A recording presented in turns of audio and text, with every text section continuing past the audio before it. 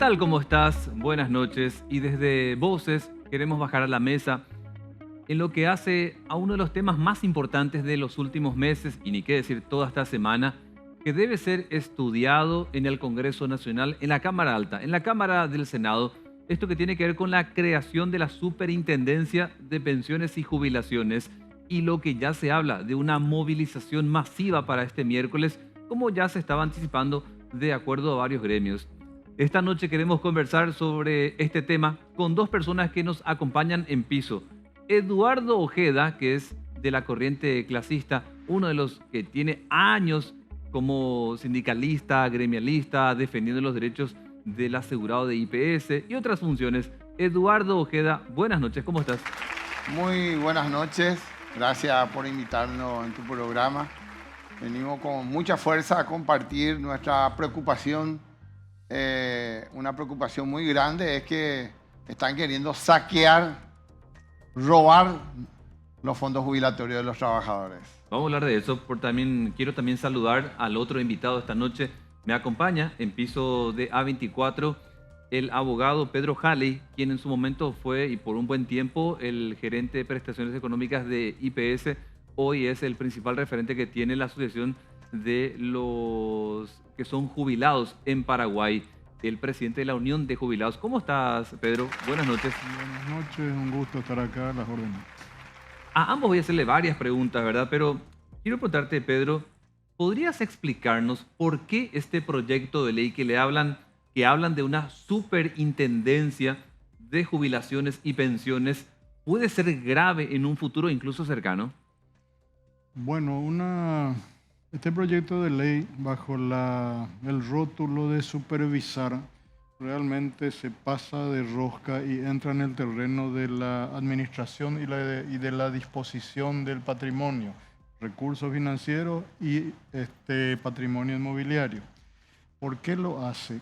Porque crea un super funcionario, llamémoslo así, llamado superintendente de jubilaciones, que en la normativa del proyecto de ley está escrito, no es que nosotros inventamos o fantaseamos, está escrito, tiene atribuciones de una magnitud tan importante que supera inclusive a las atribuciones del propio presidente de la República. Tanto es así que tiene inmunidad, es decir, más que inmunidad, tiene impunidad. No puede ser sometido a juicio mientras esté en el ejercicio de sus funciones y por sus acciones como superintendente. O sea, 5 años hay una super persona inmune e impune, con fuero. Y si por ahí hace el recutubo, 5 años dura y puede ser reelecto, va a tener 10 años más. Van a prescribir toda la denuncia y va a seguir en el cargo. Esa es una aberración jurídica porque destruye un principio del derecho penal paraguayo que es el de la flagrancia. No existe. Bueno, esa persona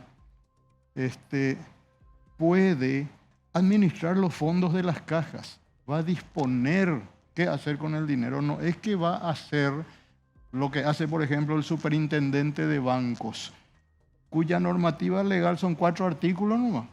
4 artículos nomás en la ley del BCP. El superintendente de bancos le dice al banco, estas son las reglas de juego. Este tipo de clientes son riesgo A, riesgo B, riesgo C. Podés prestarle si querés plata, pero tenés que constituir previsiones, o sea, meter capital para respaldar la operación. Eso es supervisar y advertirle, cuidado con esto. Ahí hay supervisión, pero cuando se le dice a una caja, a un consejo de administración como de IPS o de ANDE o bancaria, invertí acá, y se le pone por escrito luego, invertí tanto por ciento de tu capital acá, tanto por ciento acá. Y con criterios unilaterales del superintendente, porque el consejo de esa caja no tiene voz ni voto en esas decisiones, va a obedecer, va a ser funcional a ese poder político, que es un funcionario político. Ahí estamos hablando no de supervisar y controlar para cuidar la plata, sino de administrar la plata para beneficio de una clase política que ahora está en el gobierno y que necesita ese dinero para compromisos financieros seguramente. Habrá que averiguar bien eso. Con esta superintendencia, Pedro, ¿cuántas cajas va a administrar? Y en el país hay 7 cajas. Las principales son la caja fiscal, que es el IPS de los funcionarios públicos, llamémoslo así. Después está el IPS, sector privado, trabajadores dependientes. Luego está en orden de magnitud, digamos, está la caja ANDE, la caja bancaria, la caja de Itaipú, la caja municipal, la caja ferroviaria y la caja parlamentaria. La caja ferroviaria ya es residual, no tiene ya aportante, no tiene ya jubilado, ya se extinguió. Y caja parlamentaria, que es la caja de los legisladores. Esas 7 cajas van a ser administradas por el superintendente. Ahora, acá lo que se hizo es meter en una misma bolsa a entidades absolutamente diferentes. Porque una cosa son las inversiones de IPS, 2.500 millones de dólares. Otra cosa son las inversiones de la caja parlamentaria, 0. Otra cosa son las inversiones de la caja fiscal, chiquitito pero en quiebra. O de la caja municipal. No tiene inversiones, no tiene ni para pagar sueldos a sus funcionarios ahora. O sea, se hizo un rejuntado con la pretensión de supervisar al conjunto, pero acá la intención se centra realmente, para mí, en 2 entidades. IPS, 2.500 millones de dólares de reserva técnica en efectivo y en patrimonio inmobiliario.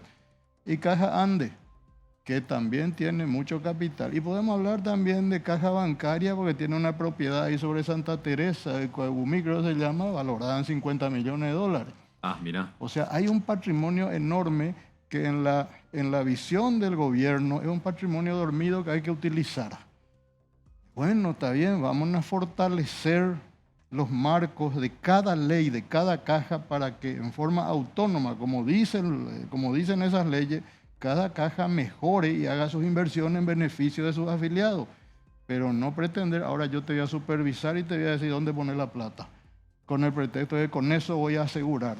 Imagínate el absurdo de que el Estado, que le debe a IPS de 1950 600 millones de dólares, ahora, por una disposición reglamentaria del superintendente, le va a decir: IPS, acá tenés 100 millones de dólares en bonos. Te doy bonos, papeles, a 25 años por valor de 100 millones de dólares y dame el efectivo. Por eso es que decimos, se corre el riesgo de que en 1 año, 2 años, en 3 años, el fondo de jubilación de IPS va a estar empapelado. Y ahí viene lo malo. Ya ocurrió en la Argentina, ya ocurrió en Bolivia. Trabajadores jubilados en la miseria. ¿Y sabe qué? Tratando de canjear sus cupones, porque en cupones se le termina pagando a los pobres trabajadores jubilados. A eso vamos, y yo no entiendo cómo el presidente Peña, que se dice un gran economista, o Fernández Baldovino, que salió de la academia economicista también, no ven que están metiendo la pata hasta el cuello y que están hipotecando el futuro de los trabajadores paraguayos. Sí. Eso no va, la gente no se olvida. Bastante grave. Para conocer también Eduardo Ojeda, que nos acompaña en voz esta noche, te veía ayer bastante efusivo en los mensajes, alentando a la gente, entre docentes, fuerzas públicas, que en situación de retiro hoy ven también con preocupación el tema que plantea el abogado Pedro Halley. Y preguntarte desde una visión de gremio, de sindicatos, ¿qué van a hacer ustedes este miércoles? Bueno, en primer lugar, caracterizar la situación actual.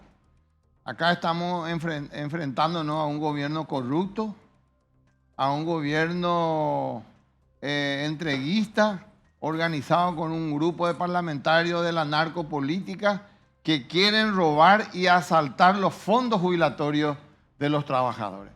Acá hay un tema, acá hay que ser muy directo. Quieren hacer negocio y negociado con los fondos jubilatorios. Uno es la privatización del sistema jubilatorio. En este proyecto de ley le ponen un título. Le ponen un título de que una fantasía donde supuestamente van a cuidar los fondos jubilatorios, están todos preocupados. Pero no es así. Ellos quieren privatizar los fondos jubilatorios. Incluye en el sistema, en el proyecto, incluye el sistema de la capitalización individual. La capitalización individual es conocido en América Latina y en el mundo por el sistema chileno. Es un sistema fracasado, es un sistema que estafó a los trabajadores chilenos, resultado de la corrupción, de la vulnerabilidad a la corrupción y a la especulación y a la estafa a los trabajadores. Y ese es el sistema que incluye, transforma, modifica el sistema jubilatorio de nuestro país en esta supuesta ley de la superintendencia de jubilación. El otro tema, lo más grave, que acá la superintendencia va a tener el poder de fiscalizar las cajas. Es decir, de ver la factibilidad de las cajas, ver las inversiones, las políticas. Y si hay saldo cero, va a tomar medidas, va a exigir medidas. Pero las cajas casi la mayoría de las cajas están en quiebra, resultado de la corrupción y el abandono del Estado. En este proyecto de ley no se presupuesta la responsabilidad del Estado y estamos hablando de casi 100.000 jubilados que su caja está en quiebra. Estamos hablando de la caja fiscal que está en quiebra, estamos hablando de la caja que incorpora ahí los docentes, la fuerza pública, los suboficiales retirados, ustedes se quedan todos en la calle. Los suboficiales, en situación de retiro de la policía y la Fuerza Armada, ustedes se quedan todos en la calle con este proyecto de ley, porque Santi Peña no presupuestó que ustedes van a seguir cobrando su jubilación, que no tiene nada que ver del abandono y la estafa que hizo el Estado con la especulación de esos dineros de los fondos públicos. Entonces, esto también es grave, porque estamos hablando de miles de docentes y otros sectores de jubilados que su caja ya está en quiebra. El Estado, ¿qué es lo que plantea? Es privatización. Y el otro tema es el robo prácticamente, la derogación del artículo 43 de este proyecto, deroga el artículo 27 de la Carta Orgánica del IPS. ¿Y qué es lo que dice ahí? El Estado le prohíbe, es decir, la ley le prohíbe prestarle plata al Estado. Mira qué sinvergüenza soy, cara dura son. Imagínate vos. Deroga justo ese artículo de la Carta Orgánica para usar la plata de 2.500 millones de dólares. ¿Verdad? ¿Qué es lo que van a hacer con eso?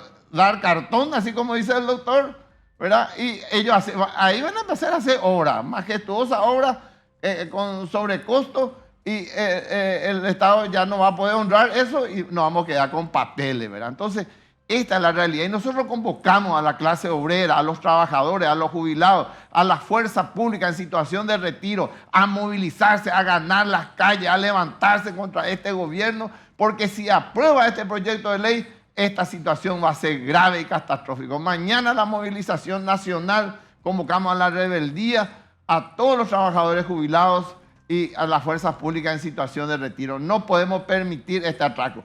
Porque lo peor es que no te dejan participar y a confrontar tus ideas con ellos.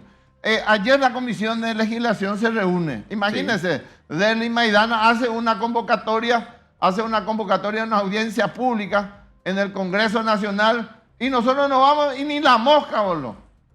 Y después nos vamos a la comisión, estaban sesionando para aprobar ya en comisiones el proyecto de ley. Llegamos ahí, pedimos la audiencia con mucho respeto para que nos den la posibilidad de confrontar la idea, de mostrarles que esto va a liquidar el sistema jubilatorio. No se preocupa por lo que nos tienen en jubilación. 2.500.000 trabajadores no tienen en nuestro país, están fuera del sistema de jubilación. A ellos no les preocupa eso. La plata de los trabajadores del IPS, la plata de los jubilados, lo que les interesa. Le queríamos demostrar eso y no nos dieron, ni nos lo recibieron. ¿Sabes qué nos dijo Denny Maidana? ¿Qué te dijo? Él nos dijo, este cobarde, ¿verdad? Este cobarde.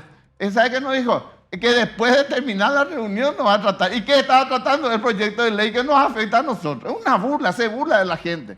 Entonces, no están rompiendo el estado de la democracia en nuestro país. Porque nosotros no podemos aceptar la democracia para que una minoría se dirija y haga todo lo que quiera, estafe a los trabajadores, sino para nosotros la democracia, y lo hemos conquistado. Yo fui parte de la dictadura y luché por las libertades públicas.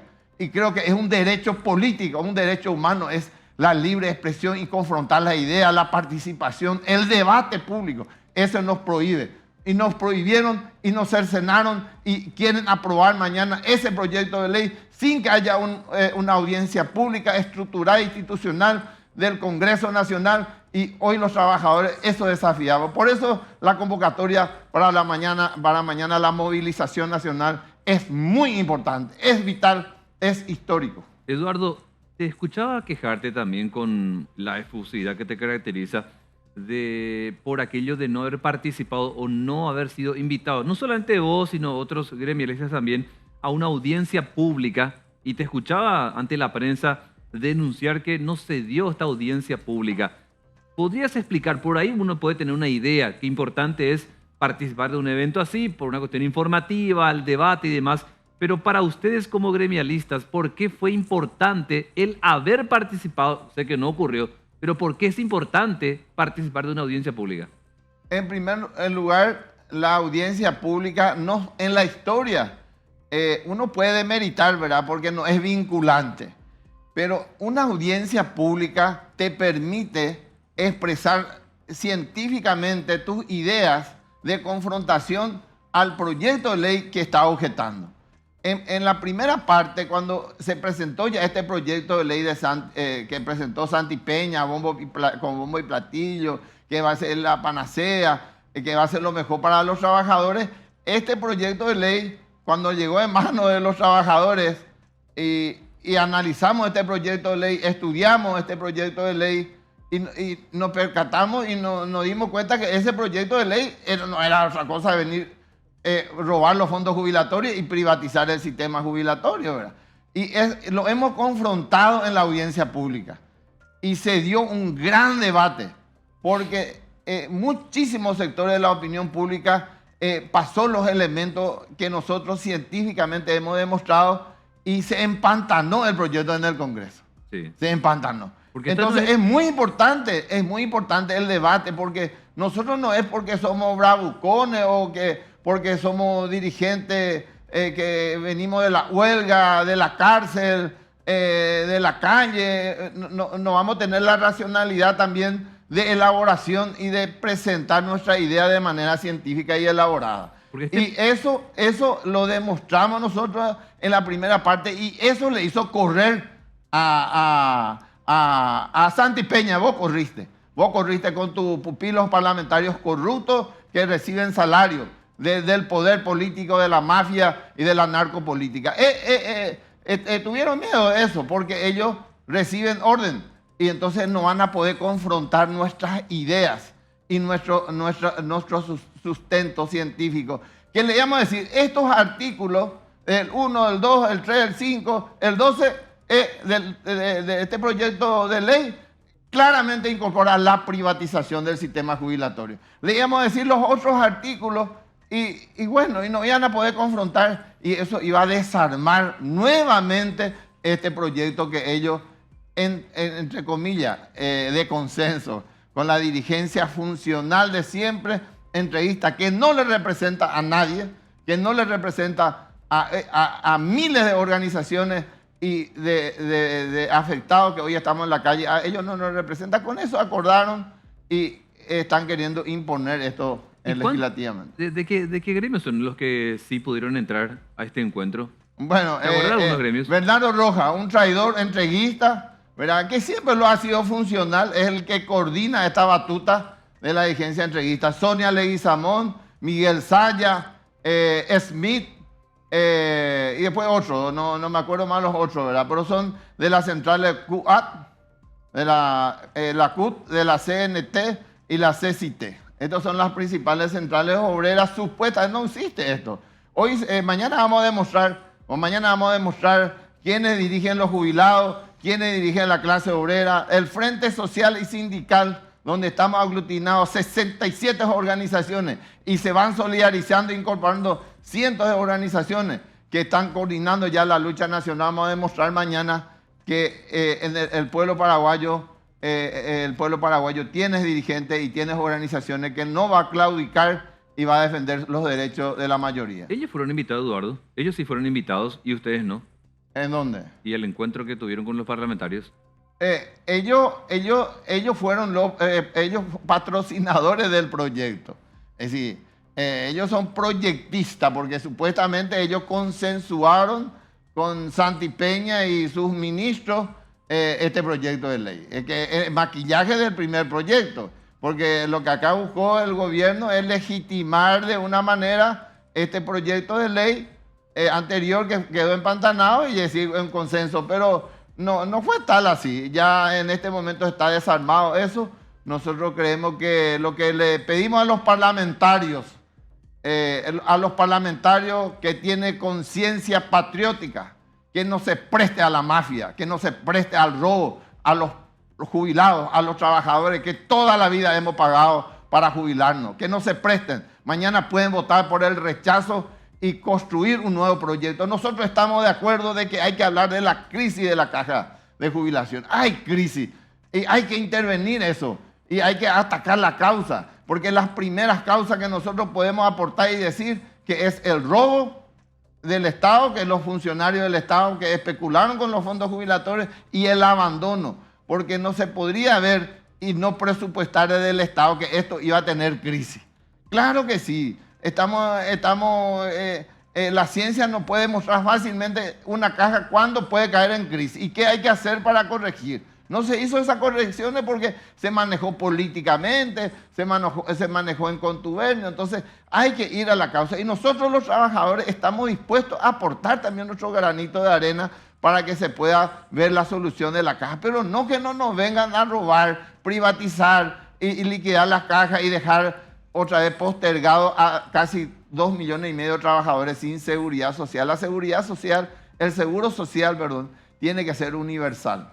Te quiero preguntar a Pedro Halley, en los videos que estás compartiendo en las redes sociales, doctor, veo que explicas que hay artículos de este proyecto de ley que van contra justamente la verdadera y genuina intención que tiene de recibir su paga el jubilado.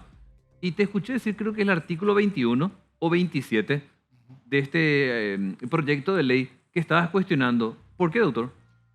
Bueno, así como Eduardo ya mencionó, el proyecto de ley que se presenta tiene un artículo 43, como toda ley, donde se dice que se deroga las leyes que quedan sin vigencia. Sí. Queda sin vigencia, en primer lugar, el artículo 27, segundo párrafo del decreto ley 1860 que creó el IPS.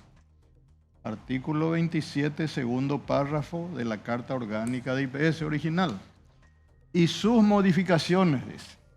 Bueno, entonces vamos a mirar el artículo 27 de la Carta Orgánica Original de IPS y dice, segundo párrafo, el IPS tiene prohibido prestarle plata al Estado, a las municipalidades y a los entes descentralizados. Tiene prohibido. Tiene prohibido. Sí. Eso muere.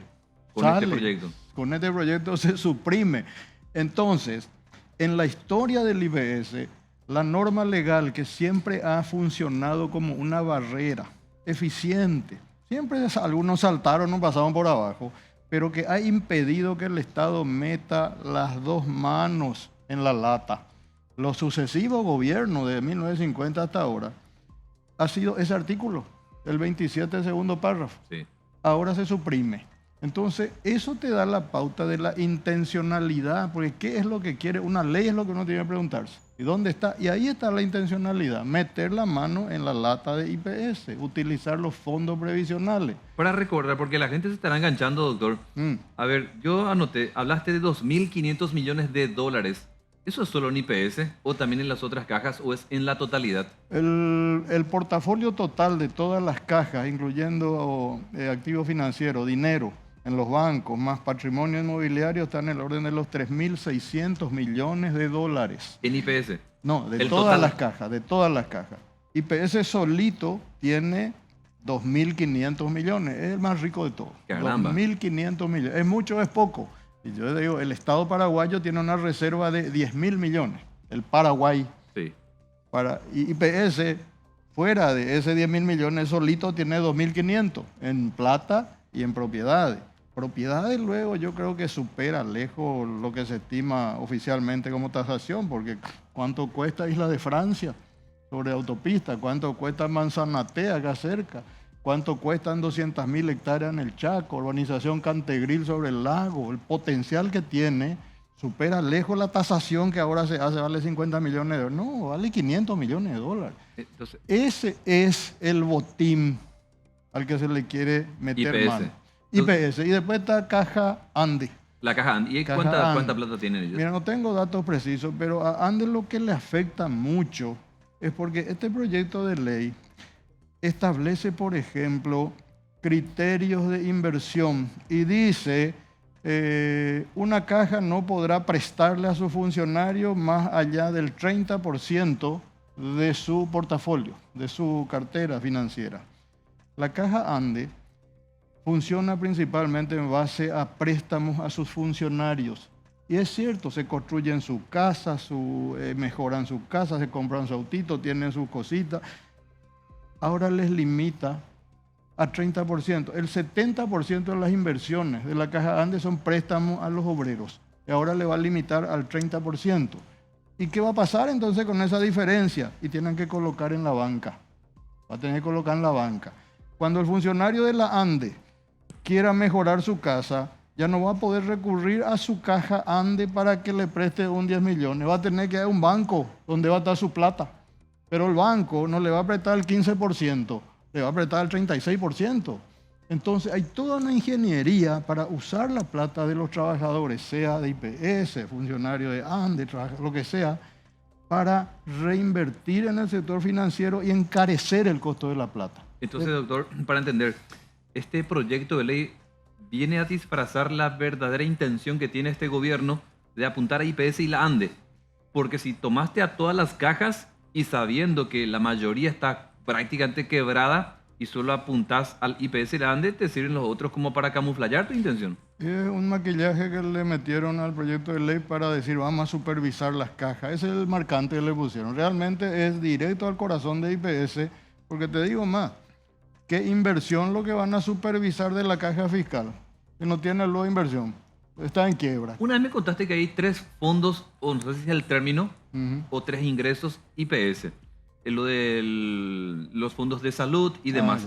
Sí. Este proyecto de ley, ¿a cuál va a apostar realmente? De las 3 características o fondos que tiene IPS, ¿a cuál apunta? Al fondo de jubilaciones. Al fondo de jubilación. IPS Sí. pues tiene, es bipolar, digamos. Tiene un fondo de salud, Sí. que es el hermano pobre, como siempre decimos, que recibe poca plata y atiende a 1,5 millones asegurado. Nunca le alcanza la plata, por eso la mala gestión, la mala atención. Y el hermano rico, el fondo de jubilaciones, que recibe el 60% del dinero que entra como aporte obrero patronal cada mes. ¿Cuánto entra cada mes en IPS? ¿Cuánto? IPS, 110 millones de dólares por mes. Caramba. ¿Te imaginas lo que se puede hacer con eso? Estarán pensando los economicistas. 110 millones de dólares por mes de aporte. Caramba. Y te digo, ¿cuánto es 110 millones? Ya me gusta siempre comparar. El acueducto ese del Chaco costó 100 millones de dólares. IPS recibe un acueducto por mes. Por mes. Entonces es un vagón de plata muy tentador, porque después de pagar todas las obligaciones, cubrir salud hasta donde se pueda, dice la ley una parte de salud, otra parte de jubilaciones, cubrir todo, cada mes sobra 20 millones de dólares que se va a la banca. Ahí lo que no entiendo, doctor, y le quiero preguntar a ambos esto por la experiencia que tienen. ¿Por qué a IPS sí le fue bien? ¿Por qué a la ANDE sí le fue bien y al resto de las cajas no? Mira, yo no creo que a IPS le haya ido tan bien, porque finalmente IPS le sobra plata después de pagar las obligaciones. ¿Y qué puede hacer con esa plata? Y coloca en el sector bancario, en el sector especulativo, de dólares al 5%. Ese sector especulativo hace sus préstamos a quien quiera en dólares al 8%. Todo el mundo gana. Sí. En guaraníes al 8%. Ese sector especulativo, llamarle banca X, coloca hasta el 36% puede prestar a nosotros. Entonces, todo el mundo gana con la plata de IPS o con la plata de los trabajadores, menos IPS. Entonces, le fue bien porque todavía hay un margen que sobra y va sumando, va sumando. Pero no es que hay digamos que no es que hay un éxito financiero destacable, digamos. Y ahí viene la cuestión importante, que es el argumento que utilizan los proyectistas. Vamos a hacer que esas inversiones mejoren y sean mejor las inversiones de IPS. ¿Cómo lo vamos a hacer? ahora el Estado te va a dar un bono a 25 años y vos en vez de colocar en los bancos, que no es tan buen negocio, luego va a darle al Estado 100 millones, 200, 500 millones de dólares. Justo al que te debe 600 millones de dólares, vos le vas a recibir un papel a 25 años y le vas a dar otros 600 millones. Pico. Entonces, esto es entrar en caída libre. Ya hicieron los argentinos, ya hicieron los bolivianos. Y no funcionó. Y ahí están los jubilados argentinos mendigando moneda. Eduardo. Quiero acompañar con una tesis. Acá hay un pirámide poblacional joven que hizo que el IPS aguantara todavía. La corrupción. Hoy que eso hueja, o sea, millonario. Abierto a la corrupción. Imagina la tercerización que hay ahora. Un robo. Casi 80% de todo lo que el IPS puede hacer está tercerizado. Pero ¿qué es lo que hizo que aguante todavía? Porque hay una población todavía relativamente joven que 7 aportantes aporta por un jubilado. Que es bueno. Y IPS tiene una cobertura grande de socios, de afiliados, de asegurados, que también le permite con esta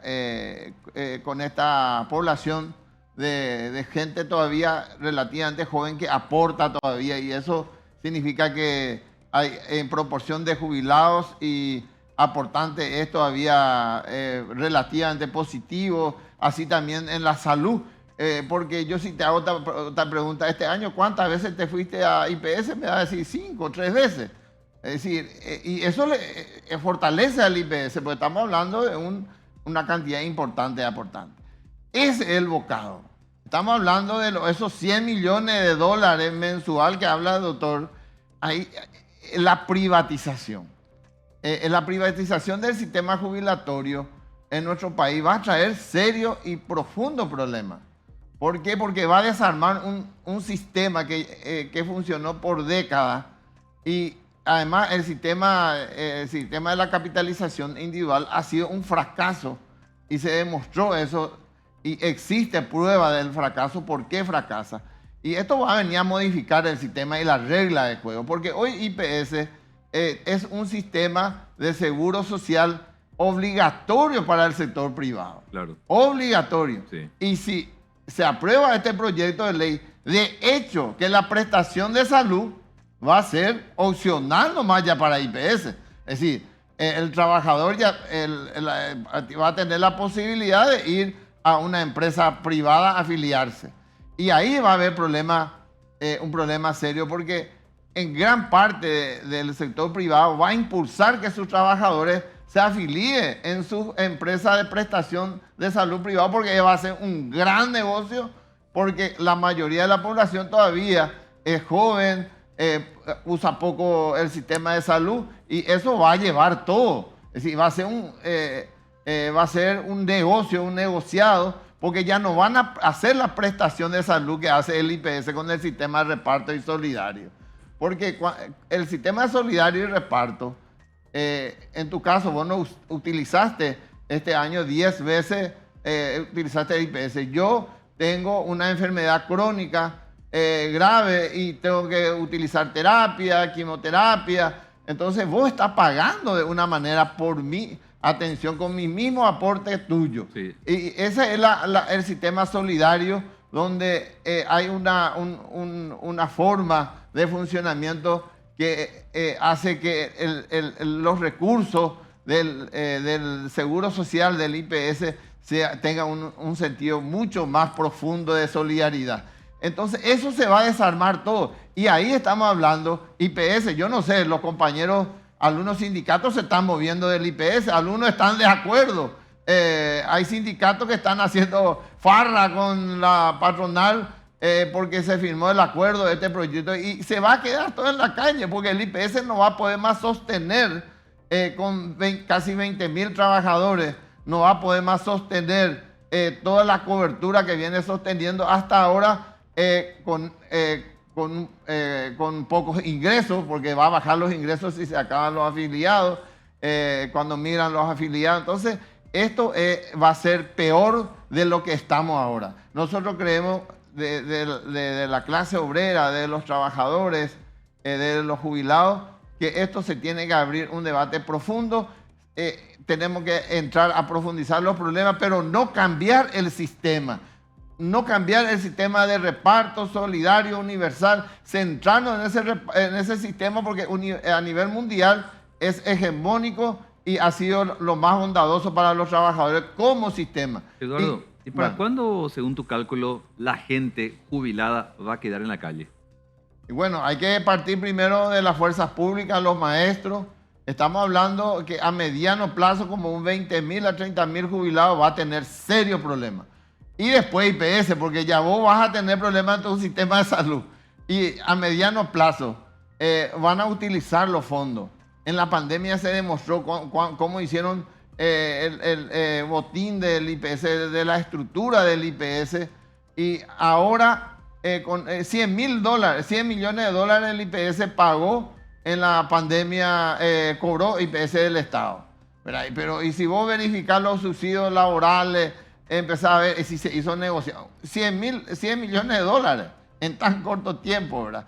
Y esto le da, van a liquidar en 2 años. Entonces los jubilados también del IPS, los funcionarios van a tener problemas, pero también los jubilados van a tener serios problemas porque van a empezar a vaciarse los fondos jubilatorios. Vamos a recibir, como el doctor dice, cartones y después ya ahí el problema, porque es decir, de inmediato no se va a tener más aguinaldo, que aunque le llaman de otro modo, aunque le llaman de otro modo. Sí, pero es el aguinaldo, claro. Es el aguinaldo. En los aumentos ya no se va a tener de inmediato eso, porque va a cambiar la regla de juego. Y después va a aumentar la edad de jubilación, porque la edad de jubilación van a aumentar. Porque si van a privatizar, le conviene no retornar, casi no retornar, porque va a ser un asalto legal. Eso es lo que quieren cometer con la privatización del sistema jubilatorio, porque te van a decir, esto es legal. Vos te incorporás en el sistema jubilatorio, van a llevar tu plata, van a hacer trabajar supuestamente tu plata. Si ganas, te van a repartir. Y si vos perdés, se usa tu fondo jubilatorio, ¿verdad? Y aparte de eso, te vas a encontrar en foja cero cuando te vas a no encontrar más la institución bancaria, ¿verdad? Le quiero contar, Eduardo, acá a Pedro Jaley sobre ese punto, porque una vez lo hablamos también, doctor, acerca de si se diera este cambio en el sistema jubilatorio, ¿cuánto está en riesgo, como plantea acá Eduardo, acerca de privatizar esta cuestión de la jubilación? ¿Cuánto crees que con esto de la superintendencia podría meterse esto de aumentar el promedio para llegar a la jubilación en cuanto a los aportes? Una vez lo hablamos, hoy día es los últimos 3 años de tu aporte se promedia para que sea tu jubilación. En algún momento se hablaba de promediar a 10 años. ¿Crees que eso podrían meter en el paquete también? Bueno, fundamentalmente hay que entender que el modelo que tenemos en Paraguay llamado de reparto solidario o de capitalización colectiva con fondo común, se llama técnicamente, tiene un fundamento filosófico profundamente humano, solidario. Si yo gano bien, te subsidio a vos que ganas poco. Entonces hay un cruzamiento de subsidios en beneficio de los más desfavorecidos. Esa es la capitalización colectiva, fondo común de reparto. El sistema de capitalización individual o chileno o de cuenta individual, su sustento filosófico y financiero es yo aporto para mí, yo no aporto para vos, no va a un fondo común de donde se saca para cubrir al más necesitado, va para mí. Si yo aporto, si gano bien, aporto para mí y me jubilo bien. Dicen que, y si soy un obrero que gano salario mínimo, me voy a jubilar con una miseria, porque va a mi cuenta, no va a un fondo común. Esa es la principal diferencia. Ahora, en ese contexto, el modelo de capitalización colectiva que tiene IPS hoy, que tienen todas las cajas, menos Cajubi, que ahora quieren pasar a cuenta individual. Cajubi, Itaipú. Que están desesperados los trabajadores de Itaipú, los jubilados de Itaipú. En ese contexto, capitalización individual tiene fortaleza y se hace fuerte y se hace predecible y se consolida en el tiempo cuando la relación que dijo Eduardo, activo-pasivo, es buena. IPS hoy tiene 11 activos por cada jubilado. Ah, mira. ¿Qué quiere decir eso? que 11 personas en promedio cotizan para que una persona cobre. 11-1, es buenísima la relación. ¿Por qué es buenísima? La caja parlamentaria tiene al revés ya, 1-4. Uno cotiza para que 4 cobren, no alcanza. La caja fiscal está 3-1, 3 activos, un jubilado. Todo lo contrario, ¿eh? O sea, esa relación es fundamental. Entonces, ¿a qué tenía que dedicarse Peña, la ministra de Trabajo, Baldovino? No a tratar de meter la mano en la lata, sino a fortalecer la formalización del sector obrero. Una vez hablamos de eso. De manera tal que ese modelo de reparto solidario se alimente permanentemente de gente que entre a cotizar, que entre a poner su platita para 25 años. Sí. Ese es el objetivo de un Estado serio, formalización. Cuando hablo de esto, siempre me llama la atención, porque hoy leí la declaración en un medio del presidente de la FEPRINCO, creo que la UIP, donde dice que nosotros queremos protagonismo político. ¿Qué político? Por mí dijo. No estamos en campaña electoral ahora. No estamos, yo no quiero más ningún cargo político. Yo ya tuve, ya jamás, ya soy jubilado. Y yo le digo una cosa. ¿Por qué traigo a colación el tema? Porque la formalización laboral es tan importante en el Estado paraguayo y en la sociedad para disminuir un poco esos 2,5 millones de paraguayos trabajadores que no tienen nada, que van a vivir de la olla popular cuando lleguen a la vejez. Que de las 650.000 empresas que hay en Paraguay, 650.000, grande, mediana, MIPYME, ¿sabe cuántas están inscritas en IPS? ¿Cuántas? 65.000. El 10% de formalización nomás tiene el sector patronal. Entonces, pero este sector sale a pontificar que nosotros queremos protagonismo.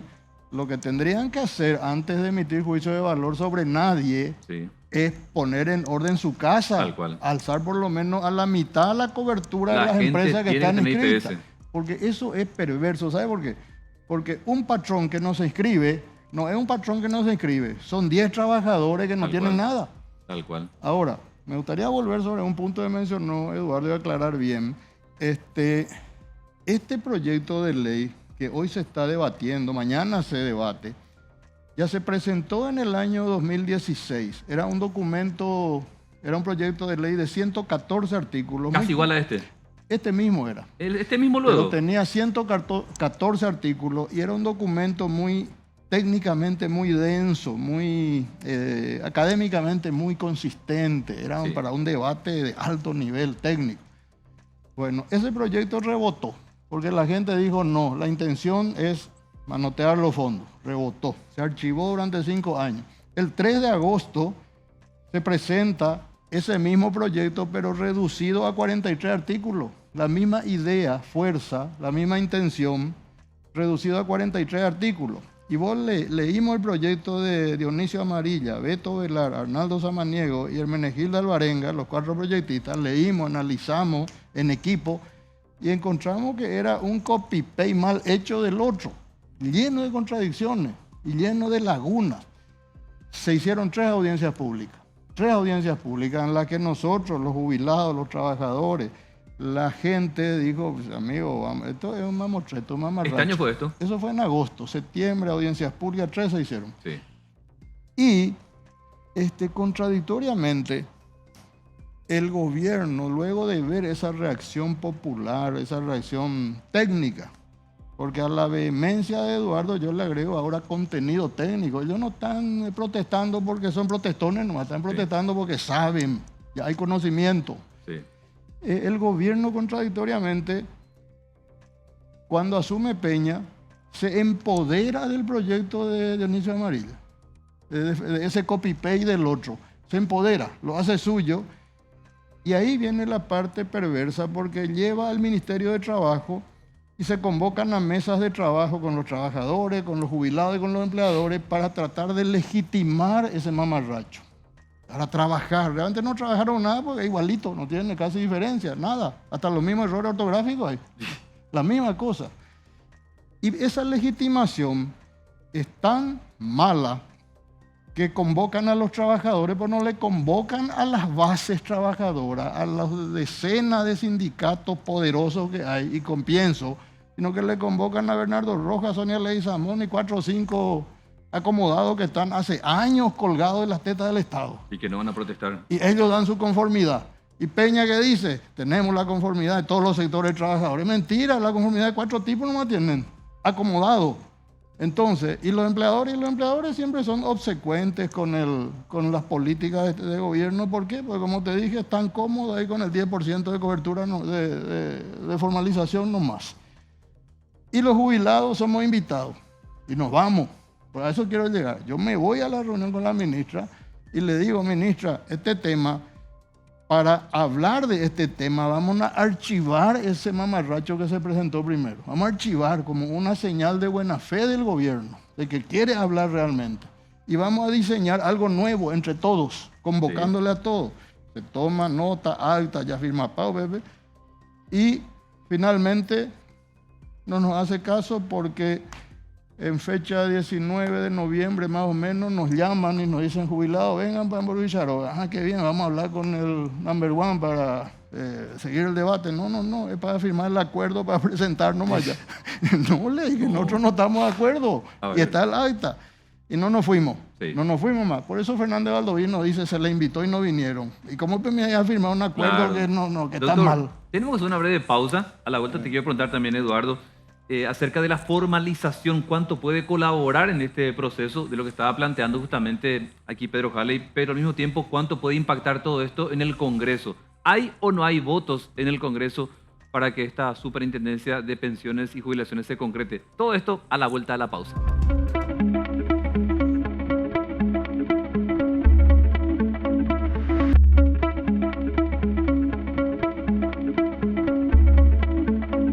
Esta noche estamos con 2 hombres que conocen y mucho acerca de la jubilación, pensiones. Eduardo Ojeda, de la corriente clasista, el abogado Pedro Halley, en su momento también integrante del IPS, hoy uno de los principales pilares que tiene el sector jubilado. Eduardo Ojeda, te quiero preguntar primero, ¿cuánto puede colaborar la formalización en muchas empresas cuando se trata de IPS?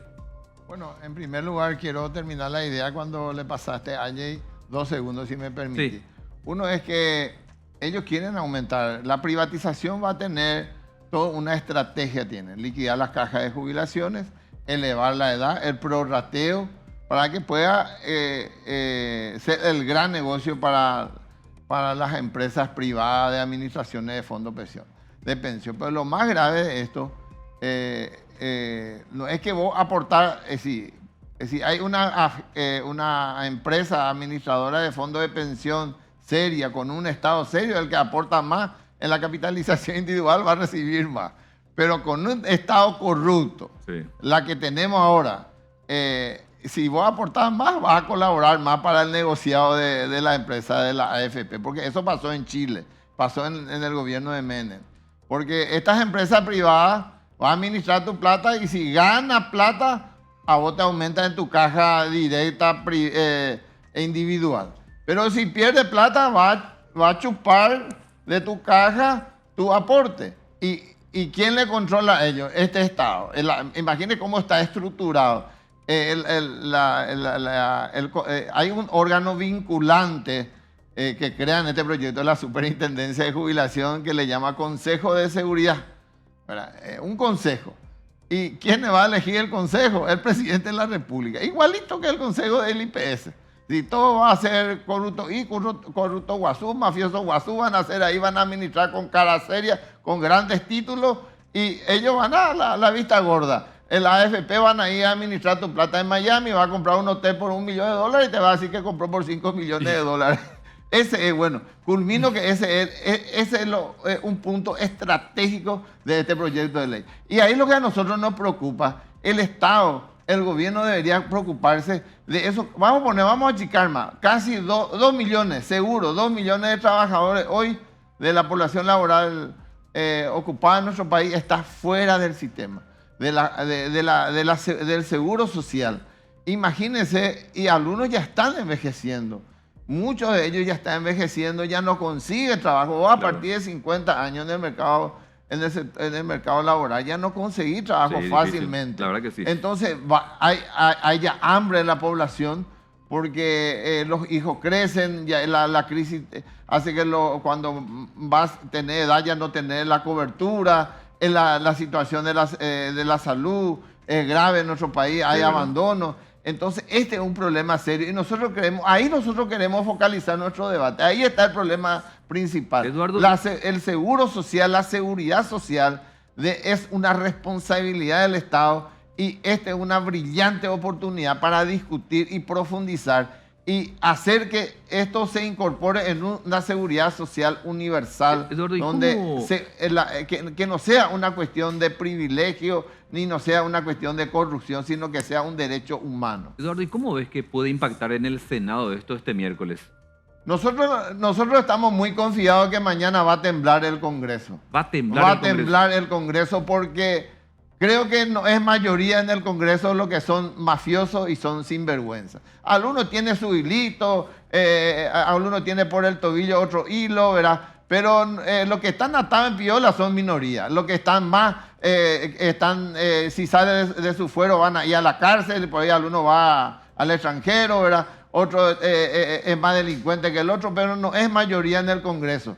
Creo que si toman conciencia y asumen una posición patriótica, Sí. ¿verdad? Esto vamos a salvar. ¿Cuánta gente va a estar participando mañana en Asunción y otros lugares? Vos sabés que nosotros no somos de decir cuánta gente, pero podemos hablar de muchísima gente van a participar. Estamos recibiendo información de todo el país de que va a haber una movilización nacional. Muchísimos trabajadores y jubilados ¿A partir de qué hora? participar. A partir de las 8 horas en la Plaza Uruguaya, compañeras y compañeros jubilados, trabajadores de la fuerza pública, en situación de retiro de las Fuerzas Armadas, de la Policía Nacional, sectores democráticos y patrióticos de nuestro país. Mañana es el desafío histórico de nuestra patria. Salvemos la jubilación de los corruptos y de los sinvergüenzas. Mañana a partir de las 8 horas en la Plaza Uruguaya para marchar al Congreso Nacional y a nivel nacional movilización a ganar las calles y a exigir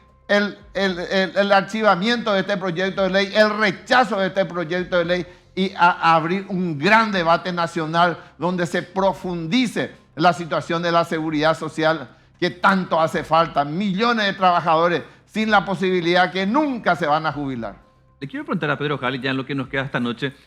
Doctor, ¿cuánto ves que políticamente puede impactar este tema en contraposición de lo que ustedes plantean? ¿Crees que esto se puede concretar porque hay o no votos en el Congreso? Mira, hace 10 días nomás yo pensaba que la aplanadora iba a pasarnos por encima y que iba a ser mayoría absoluta la aprobación, la media sanción en Senado. Hoy en día, después del discurso y después de los debates, creo que la cosa está cabeza a cabeza. Cabeza a cabeza, ¿eh? Cabeza a cabeza, va a ser ahí en la línea, se va a definir con el Photoshop, no sé, cosas esas que hacen. Ahí se va a definir. En el Senado. Pero, En el si, Senado. pero si se aprueban el diputado es cantado. Ahí pasa por un tubo.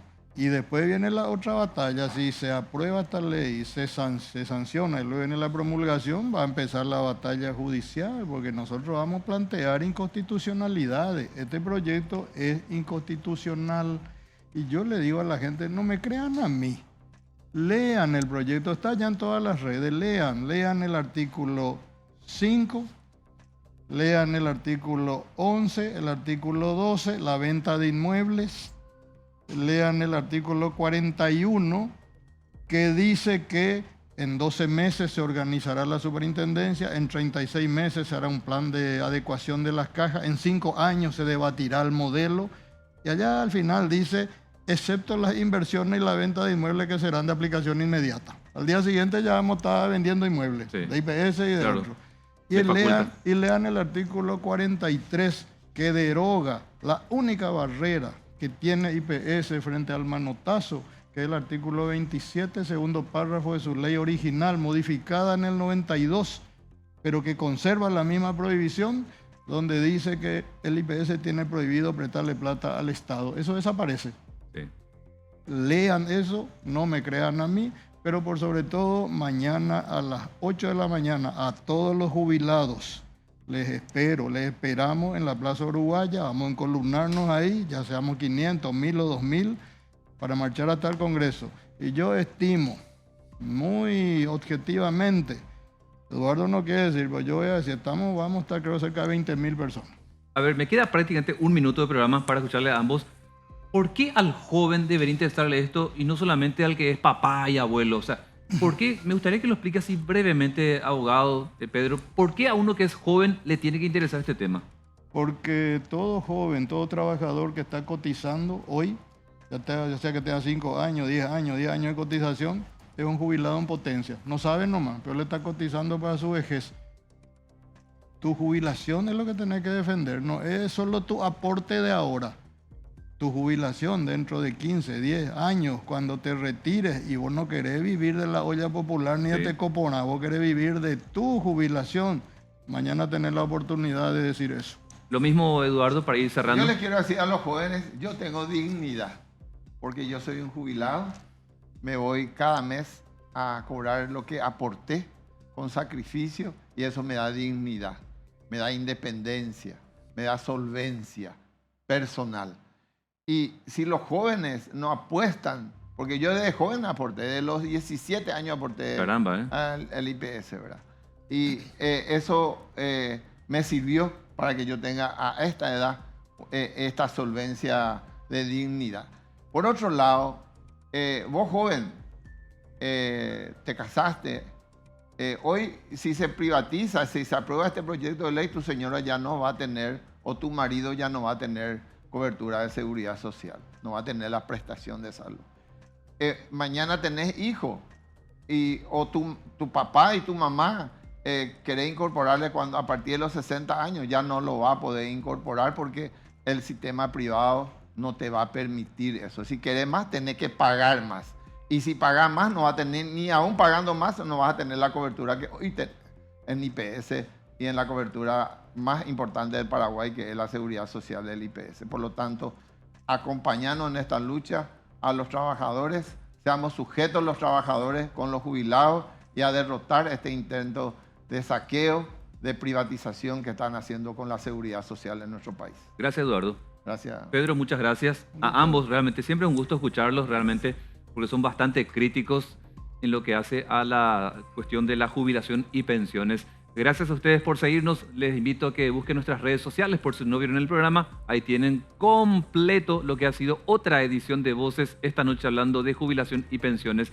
Le daremos seguimiento, por supuesto, a lo que ocurre en el Congreso Nacional, después hablando con los protagonistas. Que descansen. Buenas noches.